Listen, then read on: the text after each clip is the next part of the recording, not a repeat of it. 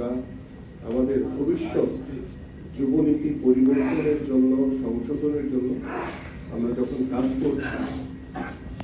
আপনারা ঠিক তখন বর্তমান সরকার বাংলাদেশের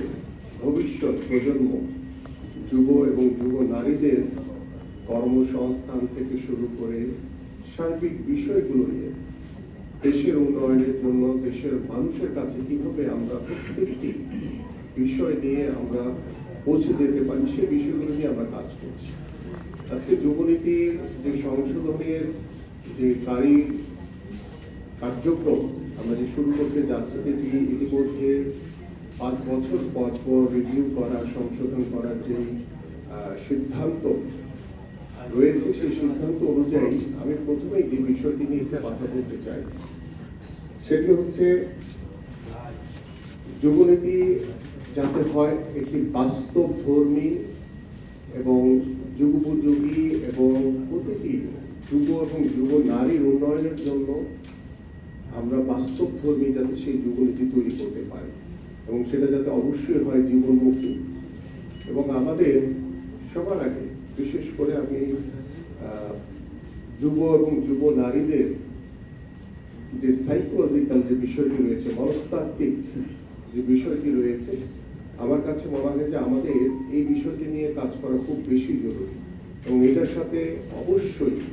আমরা আশা করি যে আমাদের যে নীতি নৈতিকতা, আমাদের সামাজিক মূল্যবোধ, এই বিষয়গুলোকেও আমি অন্তর্ভুক্ত করার জন্য আহ্বান করব। কারণ আমাদের এই সমাজের যে বাস্তব ধর্মে শুধু বইয়ের ভাষায় সবকিছু পড়ে আমরা কিন্তু বাস্তব অনেক কিছু কিন্তু পরিবর্তন করা সম্ভব না। আমাদের চিন্তা করতে হবে যে কিভাবে আমরা আমাদের যুব এবং যুব নারীদের উন্নয়নের জন্য এবং তাদের কর্মসংস্থান নিশ্চিত করার জন্য, তাদেরকে জীবনমুখী করার জন্য, তাদেরকে কর্মদক্ষতার মাধ্যমে কিভাবে ডিগ্রি বা সার্টিফিকেটের ভিতরে না, কিভাবে আমরা তাদের স্কিল ডেভেলপমেন্ট করে কিভাবে আমরা তাদেরকে কর্মদক্ষতার মাধ্যমে তাদেরকে স্বাবলম্বী করা, তাদের পরিবারকে কিভাবে স্বাবলম্বী করা যায়, সেই বিষয়গুলো নিয়ে আমাদের আরো অনেক বেশি গুরুত্ব দেওয়া দরকার। এবং বর্তমানে আপনারা সবাই জানেন যে দেশের যে কোভিডের একটি সময় আমরা পার করেছি, আমাদের বর্তমানে কৃত্রিম বুদ্ধিমত্তার যে যুগ চলছে, এবং আমাদের আগামী বাংলাদেশে আমরা কিভাবে